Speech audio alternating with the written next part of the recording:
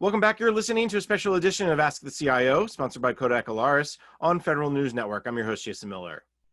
My guests today are Lawrence Brewer, the Chief Records Officer for the U.S. Government at the National Archives and Records Administration, and Lisa Harlampus, the Director of Records Management Policy and Outreach, also at NARA.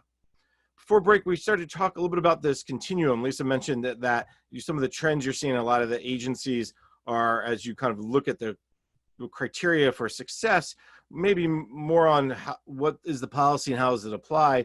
Lawrence, I want to bring you into that discussion too, because again, you see it maybe from the next level up. And as you talk to deputy secretaries and the like, you're also are learning and listening to their views of what success may or does look like. Talk a little bit about what you're hearing. So you're absolutely right. I mean, what we're trying to do here is make transformative change happen within agencies about how they manage their records. So in my role and what I'm doing, on a pretty much daily basis is meeting with senior agency officials for records management across the government and talking about, how we can have a strategic discussion with CIOs, CDOs, records officers about the record. So we're trying to move it away from an operational discussion, which is important, and we need to get to that and drill down to that, but we need to really start with this transformation that needs to happen, because what we're talking about is not just managing records, we're talking about redesigning processes, we're talking about building out electronic workflows and really fundamentally changing how we work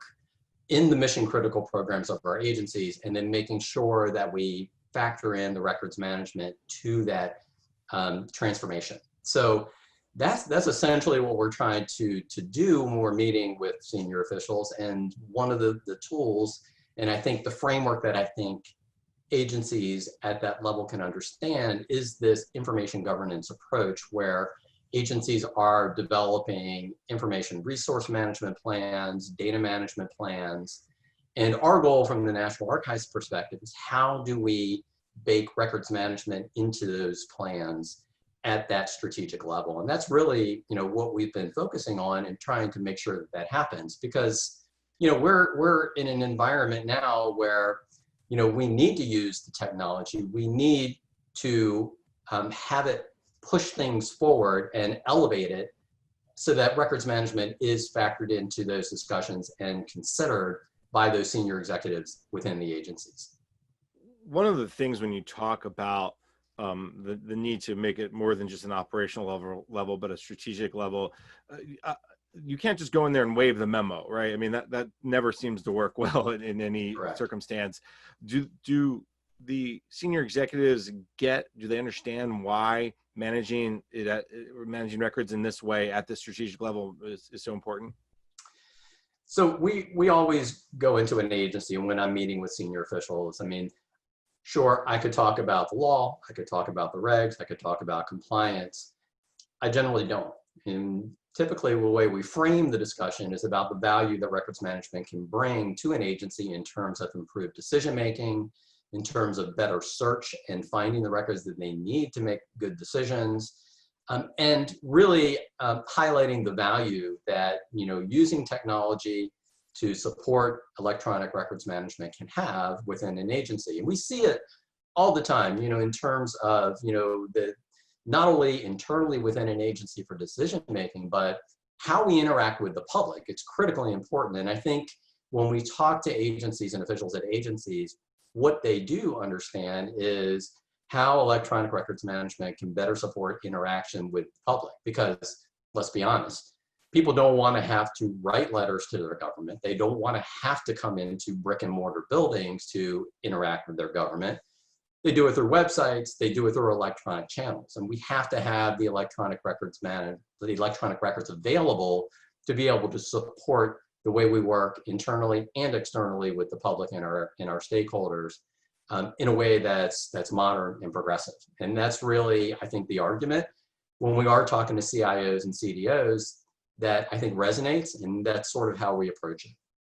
Earlier on in the discussion, we talked about this idea of resources, both people and money, to really push forward this approach. I mean, many may call this in some ways an unfunded mandate, and that gets agencies you know, they kind of sometimes again throw their hands in the air and go, okay, what else you want me to do now? But Lisa, there is a way, there's an approach that agencies can maybe, if you will, share the cost. And you mentioned shared services earlier. Talk about the initiative called Fermi, and how does this kind of help agencies move down the path even more quickly? Well, to leverage exactly what Lawrence was talking about and to get to your question, when you have a strategic discussion at an agency about how you're trying to manage records, one of the first strategic questions you sort of ask is, well, what are we trying to achieve and how is it going to cost? Have I put the right amount of resources and the right amount of and the right skilled people to make this work? So you start asking yourself, well, how do I get this work done? And the National Archives, about 4 years ago, we tried an experiment on our own to say, instead of just issuing guidance and policy talking about what programs should achieve, how can we help people actually get to practical, how to procure systems and solutions to try to do electronic records management work? Because you've identified the need, you know, you have a challenge you're trying to address. How can we effectively address it? So we had an initiative called the Federal Electronic Records Modernization Initiative, which is, the acronym is Fermi. And it's a wonderful federal acronym because it's accurate and vague enough to allow you to explore new things. And one of the things we explored very successfully, and I would like to talk to you and your audience a little bit about, our partnerships with GSA through the Fermi initiative.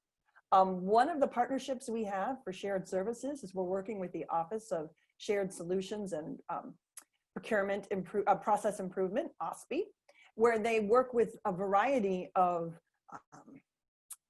agencies that are handling different portfolios like travel, grants, payroll, and they use the private sector to say, you're an agency that can either go to a private sector or be a sponsor to do this function for the federal government, so that an agency doesn't have to come from scratch and say, well, how should I be doing travel?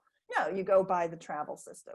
So we've been trying to work with OSPI through a variety of ways to produce standards and requirements, which is what NARA knows how to do well, but produce them in a way so that those requirements can fit in with those shared services offerings, so that we can help bake records management in the beginning. If you buy a shared services tool that talks about human resources, you know that the requirements to maintain human resource records relating to separation for however many decades is necessary is sort of built into that system. So that's one thing we're doing. We're issuing universal electronic records management requirements. We've issued some use cases on managing electronic records for email, social media records, and we're now tailoring our use cases to reflect the life cycle of records and information management. And we've also working on some data standards and some business life cycle capability documents that sort of say, step one, you do this, this is your input, this is your output, this is the action, this is how this works, so that you can have those sort of requirements that can be used in shared services, or agencies can use them. They want to build their own tools. And that is some resources that are available on the GSA page and on our GSA website and on the NARA website relating to Fermi. So that's one way we're working with GSA. Our other partnership with GSA relates to category management. So if the problem we're trying to solve operationally to implement the strategic vision Lawrence was just talking about is saying, I need tools, I need to acquire a solution and a service to help me with email management or document management or social media. What type of challenge is it that I'm trying to address? We have worked with the category management of office management to develop a SIN, a special item number, just for electronic records management services and solutions. And the vendors that are on that SIN, so as an acquisition path, you can say, I can go to GSA, I can use that category, I can find these vendors, I know what they cost. Those vendors have all self-certified that they're able to meet those requirements that we've developed under the Fermi initiative. So there's probably a lot more to share about Fermi, but I'll let you guys ask me some more questions if you're interested. But I would just like to share that Fermi is one of those initiatives that NARA is exploring and working with GSA in a couple of ways to help embed records management, improve it, and make it easier to acquire. ERM, electronic records management, I should say. I think the two things that will help push any initiative forward is the standard data, the standard business lifecycle issue, providing that agencies can, okay, this is the path I need to go down versus, well, I don't know what path I should be on. I can develop my own path.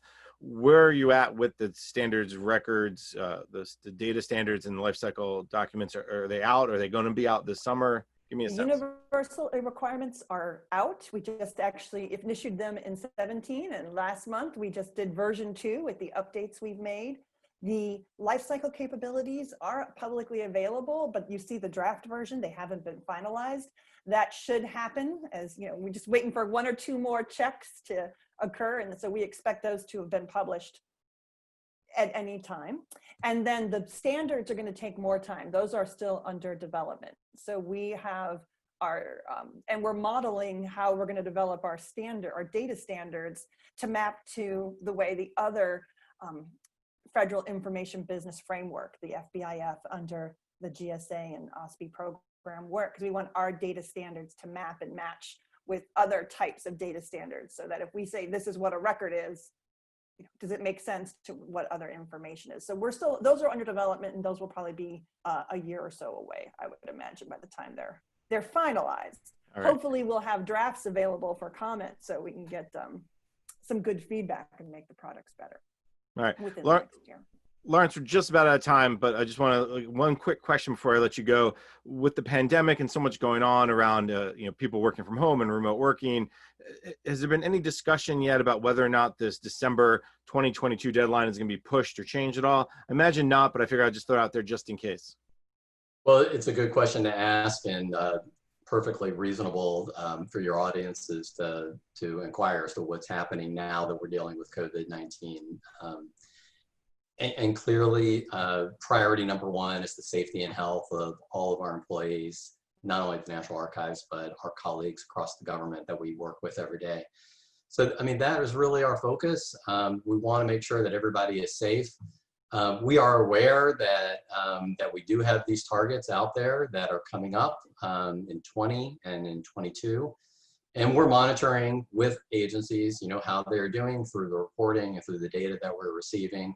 And at the appropriate time, I mean, we will discuss with OMB, and if we believe the targets need a review or to be modified, we'll have that discussion with NAR management and with OMB at the right time. But we're not there yet. We want to make sure we get through where we are right now, and really just pleased to receive the reports from agencies about how they're doing with their own records management activities, and just trying to stay engaged and give them the support to help them where they are right now. And then there'll be a time for us to be able to discuss those targets down the road. All right, very good. I know there's another report coming from NARA and the agency's progress in August, so we'll look forward to that. Maybe we'll catch up with you then. But unfortunately, that's all the time we have for today. So let me thank my guests, Lawrence Brewer, the Chief Records Officer for the U.S. Government at the National Archives and Records Administration. Lawrence, thank you so much for taking the time today. Thank you. And Lisa Harlampus, the Director of Records Management Policy and Outreach, also at NARA. Lisa, thank you too for taking the time. Oh, it's been my pleasure. Thank you for having us. I'm Jason Miller, and you've been listening to a special edition of Ask the CIO, sponsored by Kodak Alaris on Federal News Network. For more on this discussion, visit federalnewsnetwork.com and search Ask the CIO.